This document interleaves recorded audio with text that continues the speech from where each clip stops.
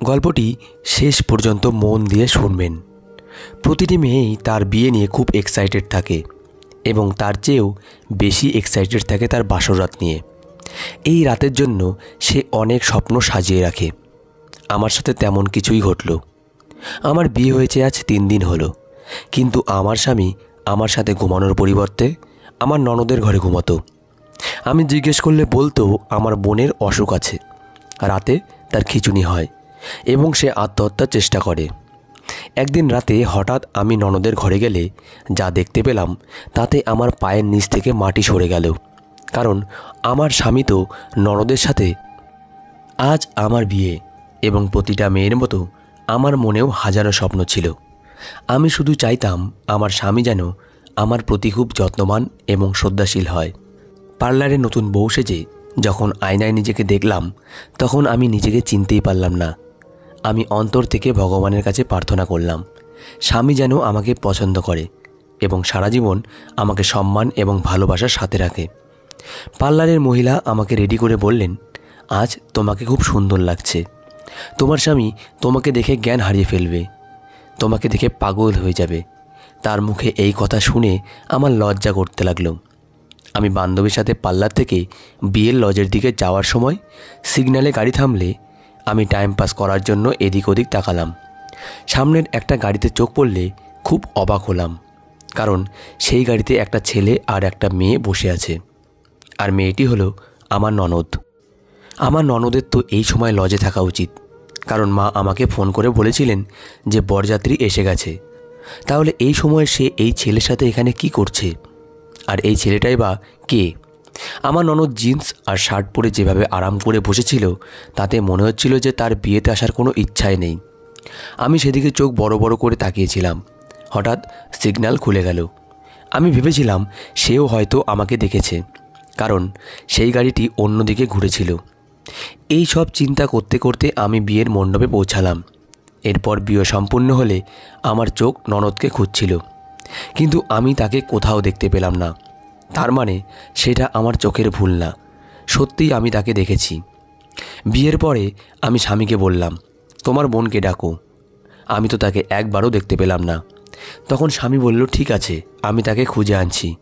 সে হয়তো আত্মীয়দের সাথে কোথাও বসে গল্প করছে। আমি নিশ্চিত ছিলাম যে আজকে তাকে খুঁজে পাওয়া যাবে না, কিন্তু যখন তাকে স্বামীর সাথে আসতে দেখলাম তখন আমার বিস্ময়ের সীমা রইল না। এখন তাকে একেবারে অন্য মেয়ে মনে হচ্ছে। সুন্দর একটা লেহেঙ্গা পরা, হাতে চুড়ি এবং মেকআপ দেখে মনে হচ্ছিল সে নয় গাড়িতে অন্য কেউ ছিল। আমার মনে সন্দেহ ছিলই, কিন্তু এটা সঠিক সময় নয় এসব প্রশ্ন করার। তাই আমি হেসে হেসে তার সাথে কথা বলতে লাগলাম, কিন্তু আমার মনে সন্দেহ ছিলই। বিদায়ের সময় ননদ বলতে লাগলো, দাদা তুমি আর বৌদি এক গাড়িতে যাও, আমি অন্য গাড়িতে যাচ্ছি। ননদ অন্য গাড়িতে যাওয়ার আগেই আমার স্বামী তাড়াতাড়ি ওর হাত ধরে ওকে নিয়ে এই গাড়িতে বসিয়ে দিল। বলল, তুমি জানো তো 2 মিনিটের জন্য তুমি আমাকে চোখের সামনে থেকে যেতে পারবে না। তুমি আমার চোখের আড়াল হলেই আমি টেনশনে পড়ে যাই।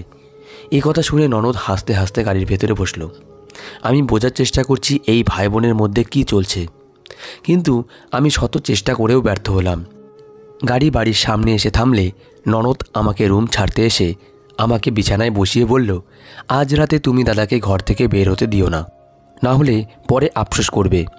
তার এসব অদ্ভুত কথায় আমি হতভম্ব হয়ে গেলাম, কিন্তু কিছুই বুঝতে পারলাম না। চুপ থেকে ভাবতে লাগলাম, এর মাথা হয়তো খারাপ আছে। বাসরাতে স্বামী তার স্ত্রীকে রেখে কোথায় যাবে? সে আমার দিকে অদ্ভুত দৃষ্টিতে তাকিয়ে চলে গেল।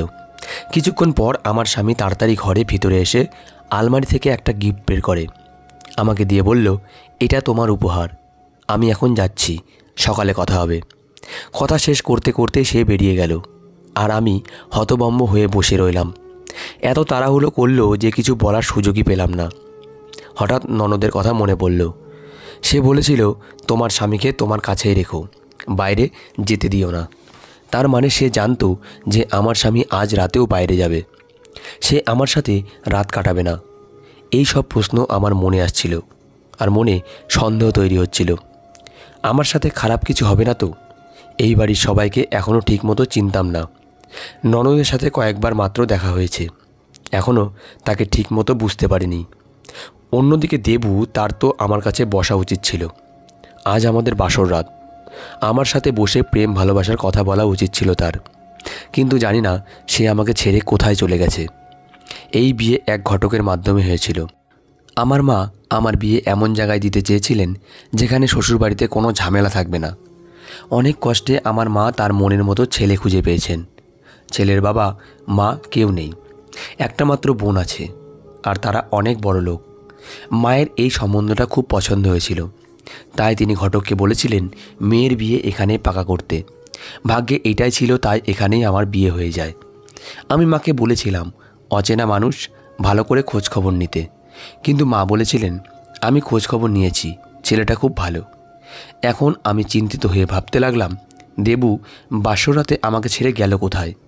এরকমটা তখনই হয় যখন স্বামীর অন্য কোনো মহিলার সাথে পরকীয়া থাকে। স্বামীর জন্য অপেক্ষা করতে করতে সারা রাত চিন্তায় কাটিয়েছি।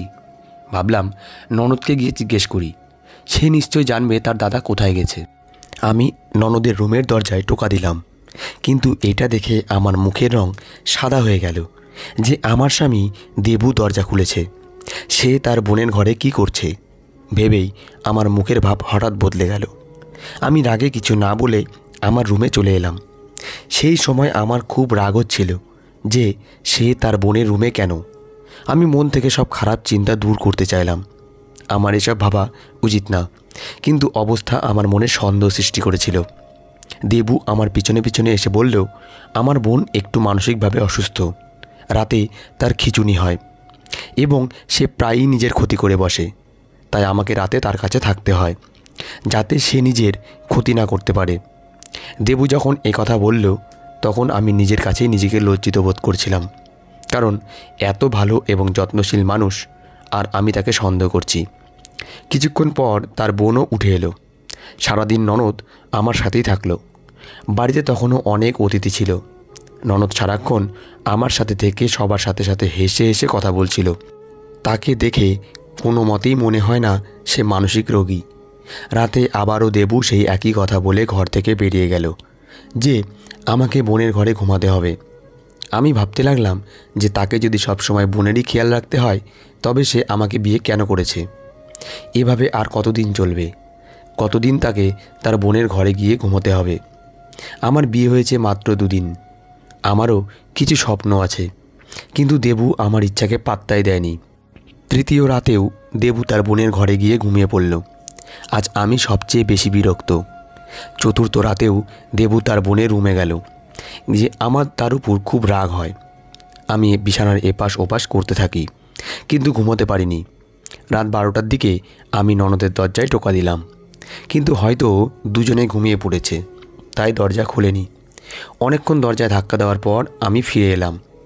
এসব কি হচ্ছে? কেন দরজা খুলল না? সকালে দেবু রুমে এলে আমি রাগী গলায় তাকে জিজ্ঞেস করলাম, তুমি কাল রাতে দরজা খোলোনি কেন? তখন সে আমাকে সান্ত্বনা দিয়ে বলল, আমি গভীর ঘুমিয়েছিলাম, তাই টের পাইনি। আমি দেবুকে বললাম, তুমি তোমার বোনের ঘরে ঘুমানোর সময় দরজা বন্ধ রাখো কেন? দরজা খোলা রাখবে। আমার প্রশ্ন শুনে সে পুরোপুরি নার্ভাস হয়ে গেল। তারপরে বলল, আমি তোমাকে বলেছিলাম তো, ও মানসিকভাবে অসুস্থ এবং খিঁচুনি হয়, তাই ওর কথা ভেবেই দরজা বন্ধ রাখি। আমি বললাম, তুমি যদি তোমার বোনকে নিয়ে এতই ভয় পাও তাহলে আমি তোমার বোনের সাথে ঘুমাচ্ছি, আমি তার যত্ন নেব, তুমি তোমার ঘরেই থাকো। এই কথা বলার সাথে সাথে দেবুর মুখ হা হয়ে গেল। এখন বলার কিছুই নেই ওর। তারপর হঠাৎ সে বলল, যতক্ষণ আমার বোন ঠিক না হচ্ছে ততক্ষণ আমি কাউকে তার সাথে থাকতে দিতে পারবো না। এ কথা শুনে আমি কাঁদতে লাগলাম। দেবু আমাকে একটুও সান্ত্বনা না দিয়ে চলে গেল। কিছুক্ষণ পর ননদ আমার রুমে এসে আমাকে সান্ত্বনা দিতে লাগলো আর বলল, আমি রাতে দাদাকে বলেছিলাম যে বৌদি দরজা নক করছে, দরজা হলো, কিন্তু দাদা রাজি হয়নি। ননদকে খুব ভীতু লাগছিল। আমি জিজ্ঞেস করলাম, তোমার কি খিঁচুনি রোগ আছে? আমার কথা শুনে ওর মুখে বিস্ময় ফুটে উঠল।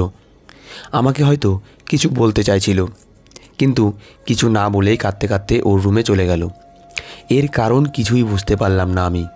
কি এমন রহস্য যে আমার স্বামী আমার সাথে থাকার পরিবর্তে সব সময় ছায়ার মতো তার বোনের পিছনে থাকতো।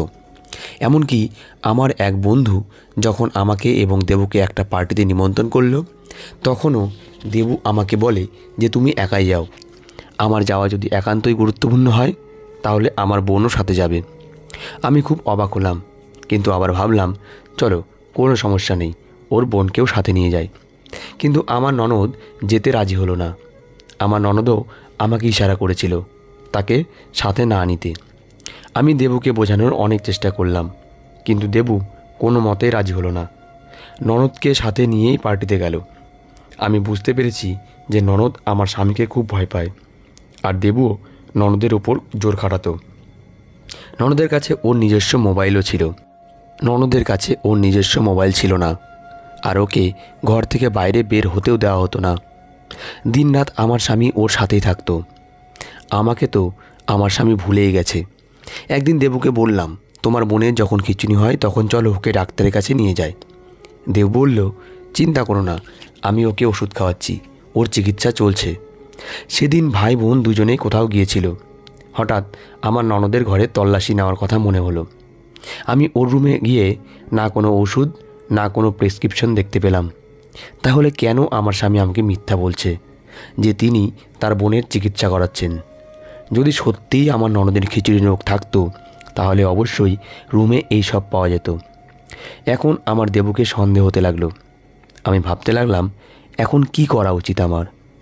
আমি ননদের রুমের চাবি লুকিয়ে রাখলাম। সন্ধ্যায় তারা দুজনে ফিরে এলো। আমার স্বামী এসেই আমাকে বলল, খুব তাড়াতাড়ি আমাদের সব সমস্যা শেষ হয়ে যাবে, আর মাত্র কয়েকদিনের ব্যাপার। ননদের মুখের দিকে তাকিয়ে মনে হলো সে যেন সারা রাস্তা কেঁদেছে। রাত্রে দেবু তার বোনের রুমে গেল। আমিও মনে মনে ঠিক করে নিয়েছি যে আমার স্বামী আর ননদ বন্ধ ঘরে কি করে সেই সত্যিটা আমি জানবই। আমি আগেই চাবি লুকিয়ে রেখেছিলাম। এখন রাতে 2টা বাজে।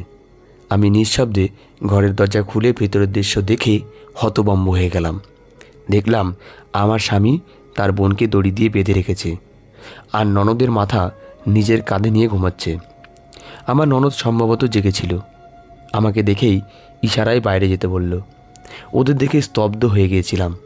আমি দেবুকে জাগিয়ে জিজ্ঞেস করতে চাইলাম, এইসব কি? কিন্তু ননদ আমার সামনে হাত জোর করলে বাইরে বেরিয়ে এলাম। ননদের অবস্থা দেখে আমার কাছে সব কিছু পরিষ্কার হয়ে গেছে যে ননদ মানসিক রোগী নয়, বরং মনে হচ্ছে দেবুই একজন মানসিক রোগী। সারা রাত ঘুমাতে পারিনি। হাজারো প্রশ্ন মনের মধ্যে ঘুরপাক খাচ্ছিল। আমি দেবুকে জিজ্ঞেস করতে চাইছিলাম কেন সে তার বোনকে বেঁধে রাখে। এই চিন্তাতেই আমার সারা রাত কেটে গেল। সকালে কোনো এক অজুহাতে ননদকে আমার ঘরে ডেকে জিজ্ঞেস করলাম যে রাতে যা দেখেছি সেসব কি। আমার কথা শুনে ননদ কাঁদতে কাঁদতে বলল, যখন থেকে বাবা মা এই পৃথিবী ছেড়ে গেছেন তখন থেকেই দাদার ব্যবহার আমার প্রতি বদলে গেছে। দাদা সম্পত্তি নিজের নামে করে নিতে চায়, তাই রোজ আমাকে আমার ভাগের সম্পত্তি লিখে দিতে বলে। আমি রাজি হই না বলে আমাকে মারধর আর বিরক্ত করে। রাত্রেও আমাকে দড়ি দিয়ে বেঁধে রাখে। আমাকে সব সময় কষ্ট দেয় যাতে আমি ভয় পেয়ে সমস্ত সম্পত্তি তার নামে লিখে দিই। কিন্তু আমি কোনোভাবেই এটা করব না। যদি আমি দাদাকে সমস্ত সম্পত্তি লিখেও দিই তবুও দাদা এসব নিজের কাছে রাখতে পারবে না, কারণ দাদার অনেক বাজে নেশা আছে। ও সমস্ত সম্পত্তি উড়িয়ে দেবে। ননদের কথা শুনে আমার মাথা ঘুরতে লাগলো, রক্ত টকবক করে ফুটতে লাগলো। আমার স্বামী দেবু এত বাজে মানুষ হতে পারে আমি স্বপ্নেও ভাবিনি। যদি রাতে নিজের চোখে না দেখতাম তাহলে হয়তো ননদের কথা বিশ্বাস করতে পারতাম না, কিন্তু সত্যিটা তো আমি নিজের চোখেই দেখেছি। ননদ আমাকে জড়িয়ে ধরে কাঁদতে কাঁদতে বলল, বৌদি আমাকে এখান থেকে কোথাও পাঠিয়ে দাও, আমাকে বাঁচাও, নইলে দাদা আমাকে মেরে ফেলবে। ও কাঁদতে কাঁদতে আরও বলল, আমাকে এখান থেকে কোথাও দূরে রেখে এসো। এখন আমি ওকে কি বলবো? ওকে কোনো রকমে চুপ করালাম, কিন্তু আমি সত্যিই চিন্তায় পড়ে গেলাম যে এখন আমার কি করা উচিত। কিছুক্ষণ পরে দেবু আমার কাছে এসে বলল, আমি বোনের বিয়ে ঠিক করে ফেলেছি। কালকে ওকে নিয়ে ছেলে দেখতে গেছিলাম। আগামী সোমবারই আমি বোনের বিয়ে দিয়ে দেব। এটা শুনে আমি স্তম্ভিত হয়ে গেলাম। আমার স্বামী আরও বলে যে আমি বোনের সমস্ত দায়িত্ব থেকে মুক্ত হয়ে যাব। আমি বোনকে খুব ভালোবাসি। বোনের দায়িত্ব থেকে মুক্ত হয়ে আমি আমার বাবা মাকে দেওয়া প্রতিশ্রুতি থেকে মুক্ত হব। দেবুর মুখ থেকে এসব শুনে আমি চমকে উঠলাম। আমি বুঝতে পারছি না কে মিথ্যা বলছে আর কে সত্যি বলছে। ভাই বোন দুজনেই খুব অদ্ভুত। কে সত্যি বলছে তা বোঝা আমার পক্ষে কঠিন। পরের দিন ননদ আমাকে বলল, দাদা আমার বিয়ে একটা বৃদ্ধ লোকের সাথে ঠিক করেছে, যাতে দাদা সেই বৃদ্ধের কাছ থেকে অনেক টাকা নিয়ে নিজের ব্যবসা বাড়াতে পারে। বিয়ের নামে দাদা আমাকে বিক্রি করছে।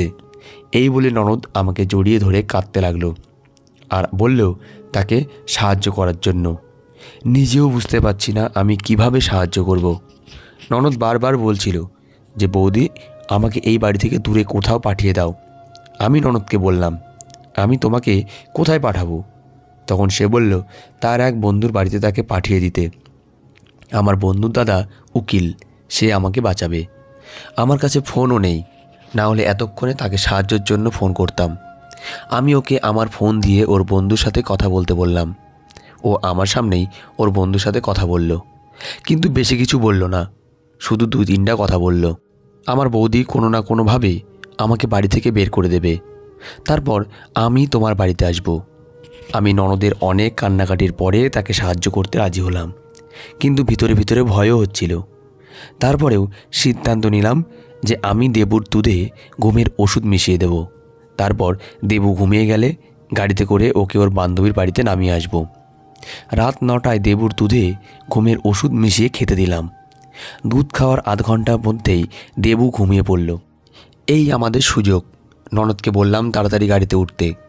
আমি গেটম্যানকে বললাম আমার মা অসুস্থ, তাকে এখনই দেখতে যেতে হবে। গেটম্যান সাথে সাথে গেট খুলে দিল। আমরা গাড়ি নিয়ে বেরিয়ে পড়লাম।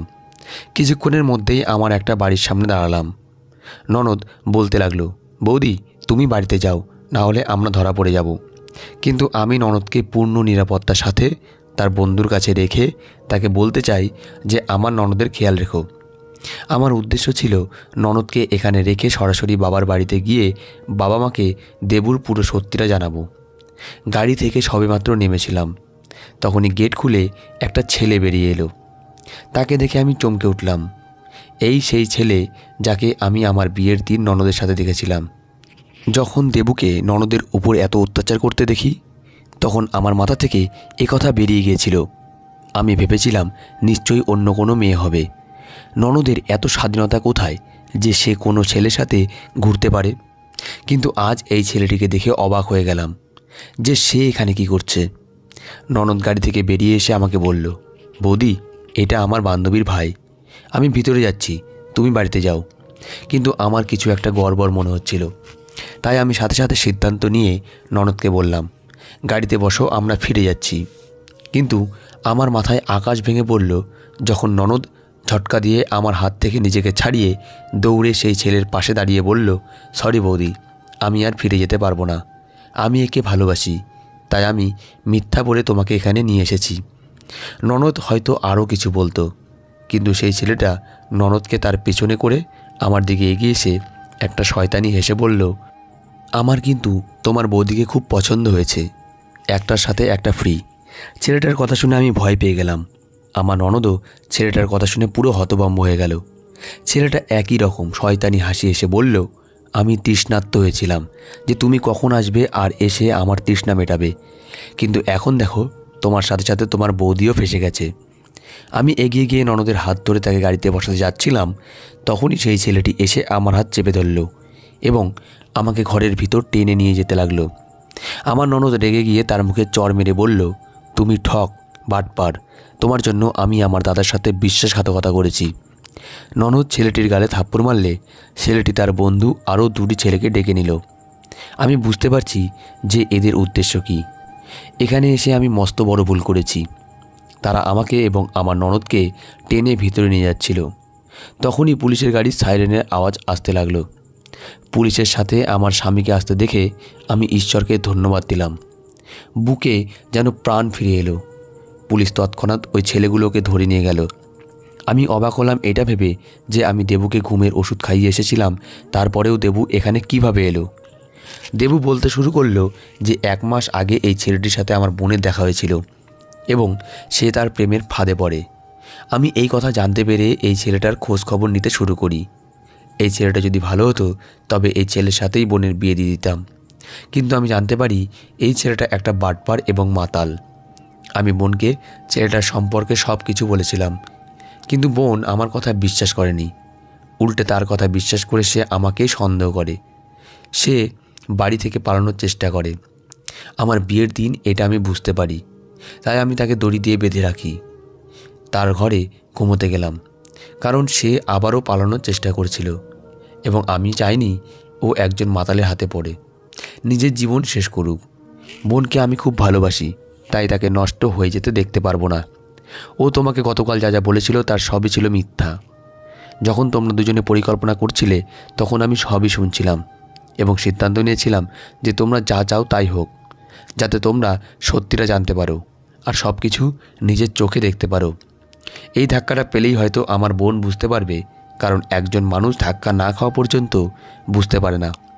তাই আমি তোমাদের যেতে দিয়েছি, আর ঔষধ মেশানো দুধ আমি ফেলে দিয়েছিলাম।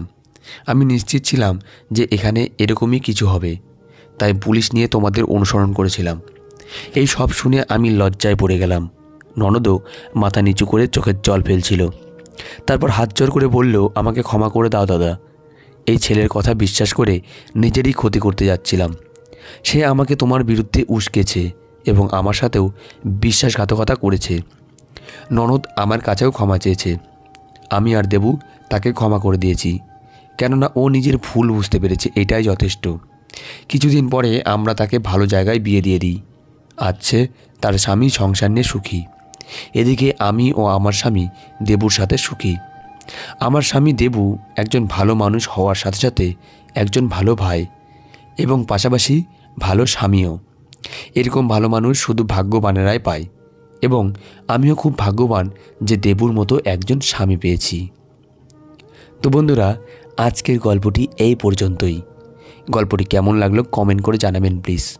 গল্পটি যদি ভালো লেগে থাকে তাহলে লাইক করবেন, আর পরবর্তী গল্পের জন্য চ্যানেলটি সাবস্ক্রাইব করুন এবং পাশে থাকা বেল আইকনটি ক্লিক করে রাখুন। আমাদের পাশে থাকবেন। ধন্যবাদ সবাইকে। ভালো থাকবেন।